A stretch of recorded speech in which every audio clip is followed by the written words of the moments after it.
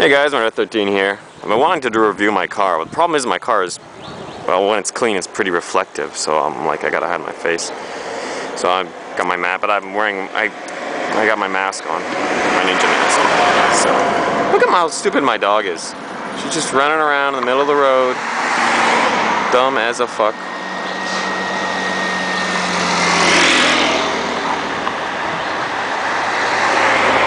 Why are you so stupid?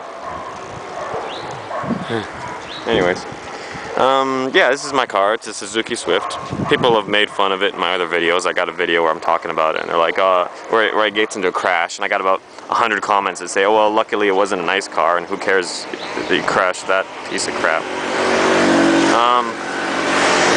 Yeah, but whatever. I don't know what they're talking about. It's not the cheapest car. It's not an expensive car, but it's not the cheapest. And it got like tons of awards in Europe as like best new car of the year and stuff like that. So it's styled. Its styling is it's styled after a Mini Cooper. It's like modeled after a Mini Cooper, I guess. It's got a kind of I don't know. It's kind of I don't know. I like the look of it. I like the styling of it. I liked it when I first saw it. So. It's got, the brakes are the best I've ever experienced, because like I've had cars with ABS before, but usually you can feel some kind of pulsating or some kind of like when you push hard on the brakes you can feel the ABS working. With this you can't feel the ABS working at all, and I cannot get the car to slide. Like I've done high speeds in the pouring rain and then just push the brakes on as hard as I could, and it just slowly comes, like it just smoothly comes to a stop. Not slowly, but smoothly. Every Suzuki Swift nowadays comes with a dead baby in the back, which is cool. You know, especially in China, that's like good eating. Some other features, what has it got? Oh, well the coolest feature of all is this button. I push this button, and the door is locked. Push the button again, the door is unlocked. So, you don't need a key. Same thing for starting the car. You get in the car here. You'll see there's no key in the ignition, but I can turn it, and if I want to I can start, well, I don't need to start it, but I turned it on. There's no stereo. Yeah.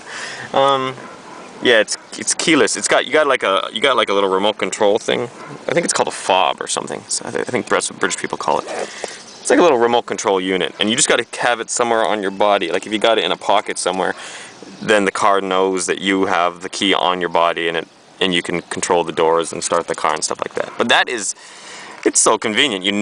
And you can't, you know, and it's got like, people are thinking of the negative sides of that. There actually aren't any, really.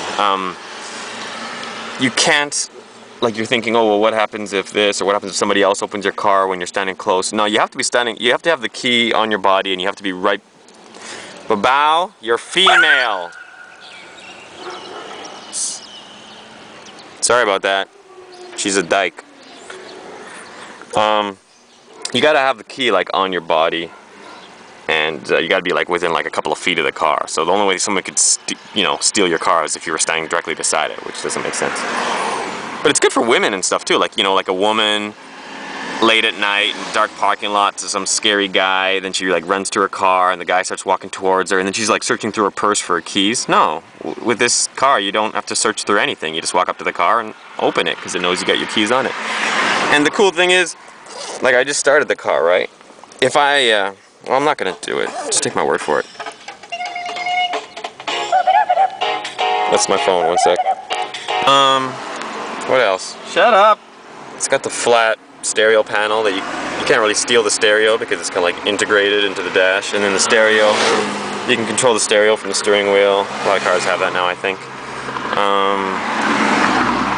It's got a really cool parking sensor thing. I'll show you that. See it right here.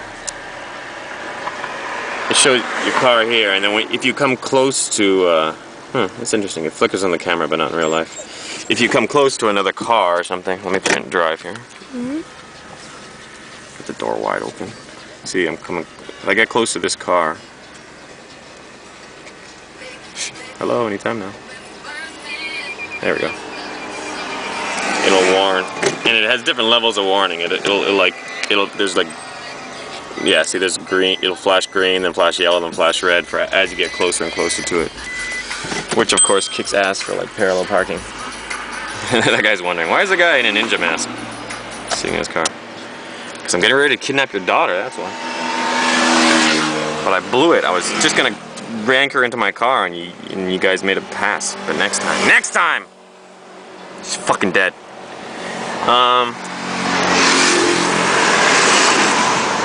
He just smiled at me. What else? You guys always comment on the fact that my dash is furry. Yes, my dash is furry. It's intelligent. That's why I do it. You put this thing on your dash and then the sunlight won't dry out and crack your dash ever. So like 10 years later, you pull this off, dash is still brand new. Smart, seems smart to me. Yeah. Oh yeah. There's one other feature, but I can't show you here because it's not dark enough, so I'll show you later. It doesn't have cruise control. I would have liked that. It's got fog lights. The rear seats fold up, like this folds down, and then this pulls up and it folds up against here, so the back gets bigger.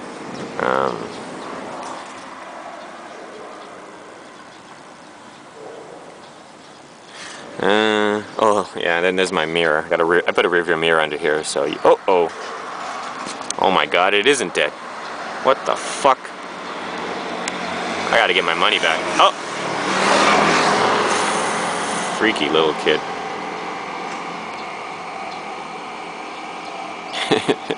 You think the fact that I'm wearing a black mask might scare him? Yeah, that's about it. That's the rear. This is another Suzuki Swift right in front of me. He's got the sports kit, and he just ran a red light.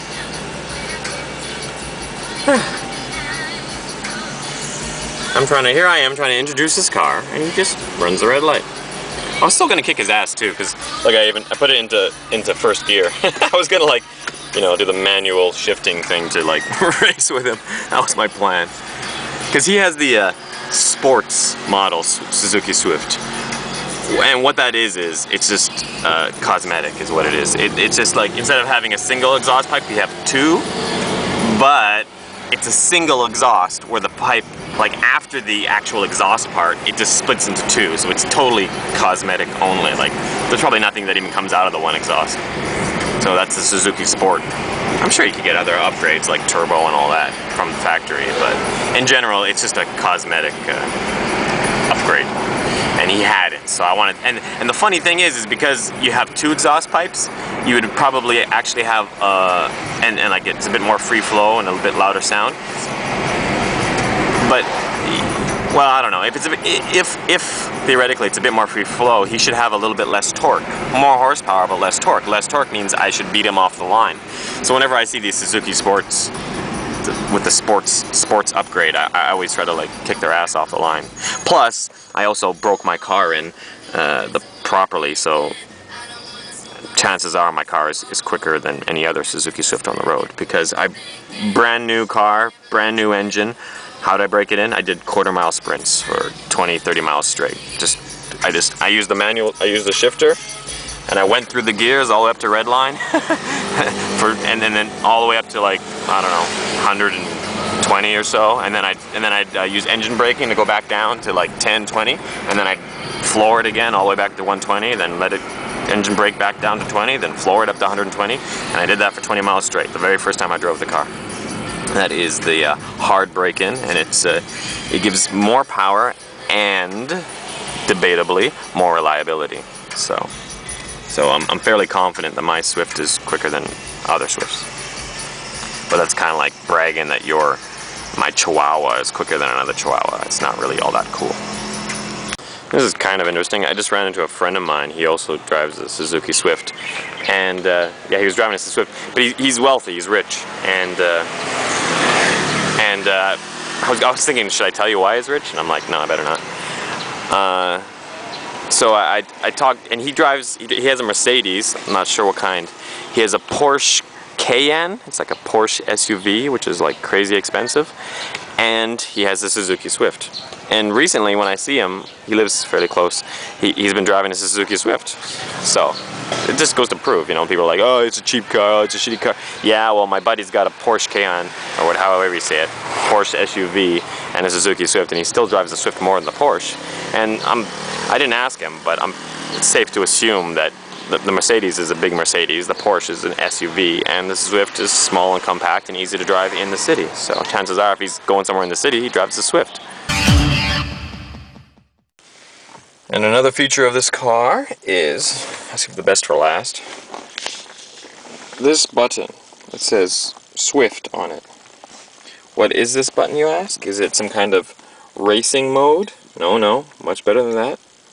Is it a nitrous oxide button that comes stock with the car? No, it's much better than that. This button controls this light. Now watch what happens as I push the button. Ooh. Ah. Oh yeah. Yeah, that's the stuff. Oh. That's a whole crap load of colors. You can control the color of the word Swift in your door with a button. Yep. Riced out right from the factory.